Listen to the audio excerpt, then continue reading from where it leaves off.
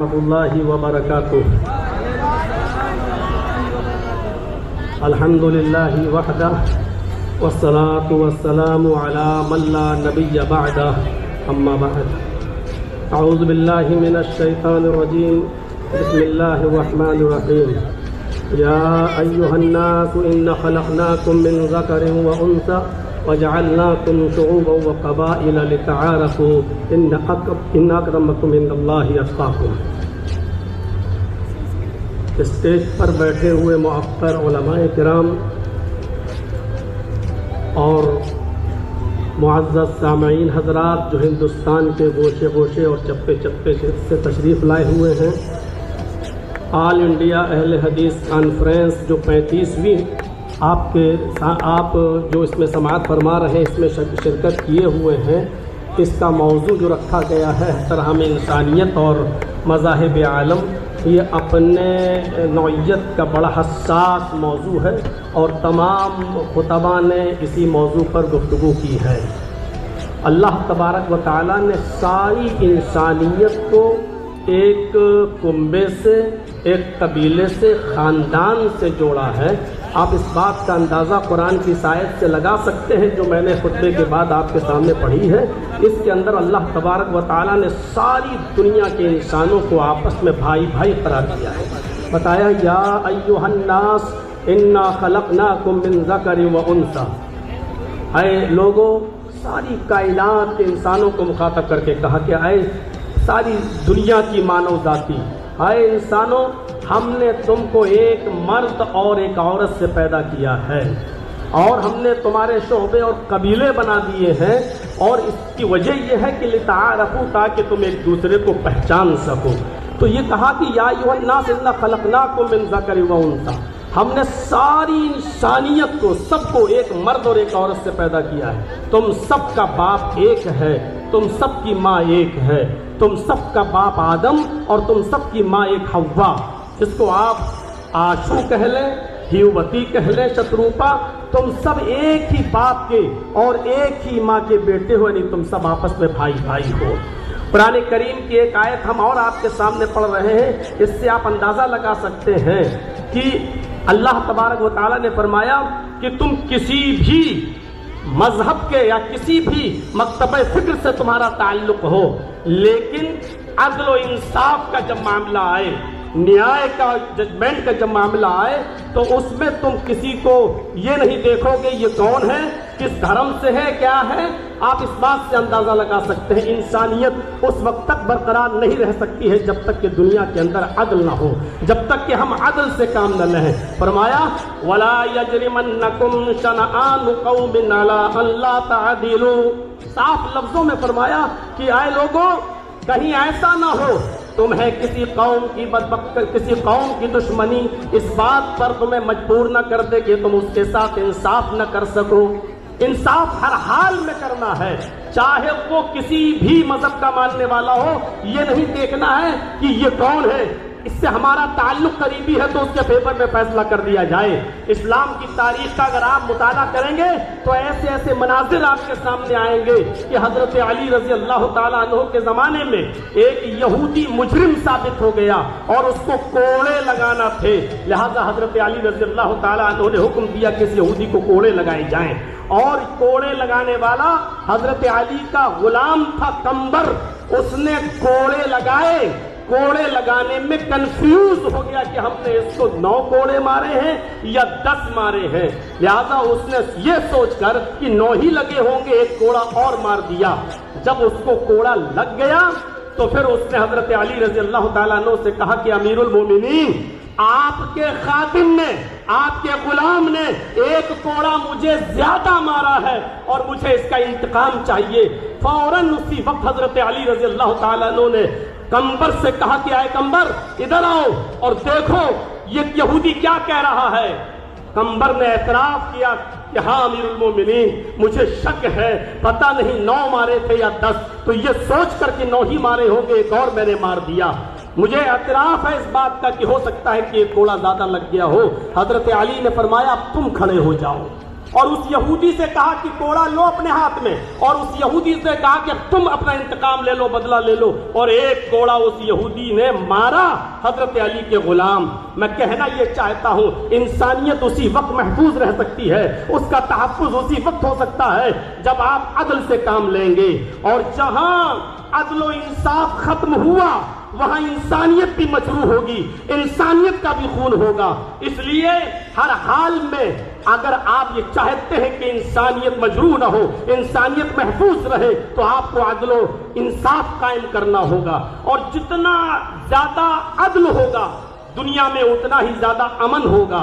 آپ کو شاید یاد ہوگا حضرت علی رضی اللہ تعالیٰ عنہ نے بھی ایک یہودی کے خلاف مقدمہ دائر کر دیا تھا قاضی شریح کی عدالت میں کہ میری ایک زرہ ایک یہودی کے پاس ہے، اور جب یہودی کو پیش کیا گیا تو یہودی نے کہا وہ زرہ میری ہے۔ حضرت علی سے کہا گواہ پیش کرو۔ حضرت علی نے جو گواہ پیش کیے تھے شرعی اعتبار سے ان گواہوں کی کوئی حیثیت نہیں تھی۔ قاضی شریح نے امیر المومنین حضرت علی کے خلاف فیصلہ سنایا، یہ کہتے ہوئے کہ اے علی، آپ نے جو گواہ پیش کیا ہے وہ آپ کا بیٹا ہے، اور شریعت محمدی کے اندر بیٹے کی گواہی باپ کے حق میں تسلیم نہیں کی جاتی ہے۔ اے علی، آپ نے دوسرا گواہ اپنا غلام پیش کیا ہے، غلام کی گواہی بھی مالک کے حق میں، آقا کے حق میں قبول نہیں کی جاتی ہے، لہذا یہ زرہ کا مالک یہودی ہے۔ حضرت علی کے خلاف فیصلہ سنایا۔ یہ عدل، یہ انصاف ہمیں یہ بتلا رہا ہے کہ جب اس طریقے کا عدل تھا، جب اس طریقے کا انصاف تھا، تو انسانیت چین اور سکون کا سانس لیتی تھی۔ یقیناً آج عدل و انصاف ہمارے معاشرے سے ختم ہوتا چلا جا رہا ہے۔ وہ ملک شام کا وہ واقعہ بھی ہمارے اور آپ کے سامنے آنا چاہیے کہ حضرت عمر فاروق جب ملک شام گئے تو ایک 12 سال کے یہودی بچے نے عمر ابن عاص کے بیٹے کے خلاف شکایت کی کہ امیر المومنین، ہمیں عمر ابن عاص کے اس بچے نے، عمر ابن عاص کے اس یہودی نے کہا کہ عمر ابن عاص کے بیٹے نے ہمیں کو گھوڑا مارا ہے، میرا گھوڑا اس سے آگے نکل گیا تھا ریس میں۔ حضرت عمر فاروق نے یہ سنا تو فوراً غصے سے لال پیلے ہوئے حضرت عمر ابن عاص سے کہا کہ یہ کیا ہو رہا ہے۔ فوراً بلایا گیا، بیٹے نے، عمر ابن عاص کے بیٹے نے اپنا جرم کا اقبال کیا اور اس یہودی بچے سے کہا کہ تو بھی اپنا انتقام لے لے۔ ہماری حکومت، ہماری خلافت، ہماری چودراہٹ، سب کچھ ہونے کے باوجود خود عمر ابن عاص کے بیٹے کو اس یہودی بچے نے کوڑا لگایا۔ میں علامہ احسان الہی ظہیر کی ایک بار تقریر سن رہا تھا، انہوں نے تو اپنے خطاب کے اندر یہ بھی کہا کہ ایک کوڑا حضرت عمر فاروق نے اپنے خاتم سے کہا کہ عمر ابن عاص کو بھی لگاؤ۔ جب عمر ابن عاص کو کوڑا لگا تو انہوں نے پوچھا کہ مجھے کیوں کوڑا مارا جا رہا ہے، میرا کیا قصور ہے؟ تو فرمایا تمہارا قصور یہ ہے کہ تم نے اپنے بیٹے کو صحیح تربیت نہیں دی ہے۔ اگر تم نے اپنے بیٹے کو صحیح تربیت دی ہوتی تو تمہارا بیٹا ناجائز کسی یہودی بچے کو کوڑا نہیں مارتا۔ یہ تحفظ انسانیت کا میرے بھائیوں وہ دور تھا جب عدل تھا، جب انصاف تھا، تو اس طریقے سے ہمارے معاشرے اور سماج اور سوسائٹی کے اندر انسانیت کا تحفظ تھا۔ آج ذرا آپ اپنے علاقوں میں دیکھیں، اپنے ملک کی بات تو چھوڑ دیجئے، کسی ایک چھوٹی بستی کے اندر بھی آپ کو عدل کے یہ نمونے نہیں ملیں گے، عدل کی یہ چیزیں آپ کے سامنے نہیں آئیں گی۔ قرآن کریم تحفظ انسانیت کے سلسلے میں اتنی عظیم بات کہتا ہے۔ میں جانتا ہوں جن لوگوں نے دیگر ادیان کا مطالعہ کیا ہوگا ان کو اچھی طریقے سے معلوم ہوگا کہ اس طریقے کی کوئی بات دوسرے مذہب میں اس کا عشر عشیر بھی نہیں ملے گا، 10واں حصہ بھی نہیں ملے گا۔ من قتل نفسا بغیر نفس او فساد فکأنما قتل الناس جميعا، جس نے کسی ایک انسان کو قتل کر دیا، نفس واحد کا قتل کیا، ہندو مسلم کی قید نہیں، کسی ایک انسان کو اگر قتل کر دیا تو قرآن کہتا ہے، یہ ہمارے اسلام کے اصول اور ضابطوں میں شامل ہے، صاف طور پر اللہ تبارک و تعالیٰ نے فرمایا کہ اس قاتل کو یہ جان لینا چاہیے کہ وہ صرف نفس واحد کا قاتل نہیں ہے، وہ ایک انسان کا قاتل نہیں ہے، فَكَأَنَّمَا قَتَلَ النَّاسَ جَمِيعًا، وہ ساری انسانیت کا قاتل ہے۔ ذرا تصور کریں، اس سے اگر مسئلے نکالے تو بہت کچھ نکالے جا سکتے ہیں۔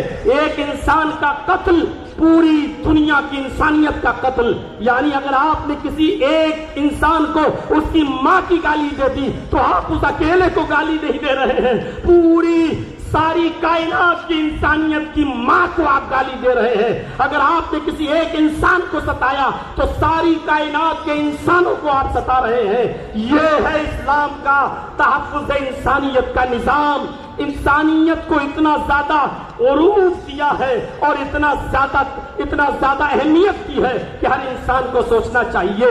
जब माहौल खराब होते हैं तो जंगें भी होती हैं।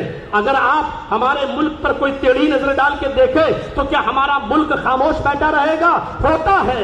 इस्लामी दौर में भी जंगें हुई, लेकिन ताज्जुब करेंगे आप। सोचिए और समझने की कोशिश कीजिए कि अल्लाह के नबी सल्लल्लाहु अलैहि वसल्लम के जमाने में भी जंगें होती थी, लेकिन आपको ये मालूम होना चाहिए कि उन जंगों के अंदर भी कितनी पाबंदी थी कि मोहम्मद रसूलुल्लाह ने कहा अगर आपको लोग मजबूर ही कर दें और लड़ने पर आप आमादा ही हो, उसके अलावा कोई चारा ना हो तो तुम जंग करो, लेकिन याद रखना इस जंग के अंदर की तुम्हारे लिए उसूल है, और उसूल यह है कि तुम किसी बूढ़े के ऊपर तलवार नहीं चलाओगे, तुम किसी औरत के ऊपर तलवार नहीं चलाओगे, ये तुम किसी मासूम बच्चे की गर्दन पर तलवार नहीं चलाओगे। ये उसूल और ये ज़ाब्ते बताए हैं।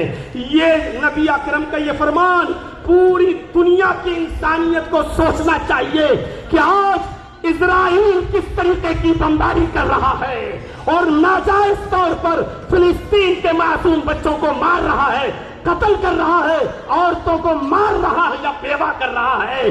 सारी दुनिया की इंसानियत खामोश बैठी हुई है। वो बच्चों ही को जुल्म और सितम का निशाना बना रहा है, वो वहां के लोगों को नाजायज तौर पर मार रहा है। मैं कहना ये चाहता हूं कौन गलत कौन सही एक अलग मसला है, लेकिन यहाँ इंसानियत मजरूह हो रही है। मोहम्मद रसूलुल्लाह सल्लल्लाहु अलैहि वसल्लम ने उस दौर में भी यही कहा था कि कोई भी शख्स जो है किसी बूढ़े की गर्दन पे तलवार न चलाए, कोई भी शख्स किसी मासूम की गर्दन पे तलवार न चलाए, कोई भी शख्स किसी औरत को न मारे, किसी बूढ़े को न मारे। ये उसूल और ये ज़ाब्ते मुतय्यन किए थे इस्लाम में। मेरे भाइयों, नबी अकरम सल्लल्लाहु अलैहि वसल्लम के जमाने में भी जंगें हुआ करती थी, और आप ग़ज़वात और सराया की तादाद जोड़ें।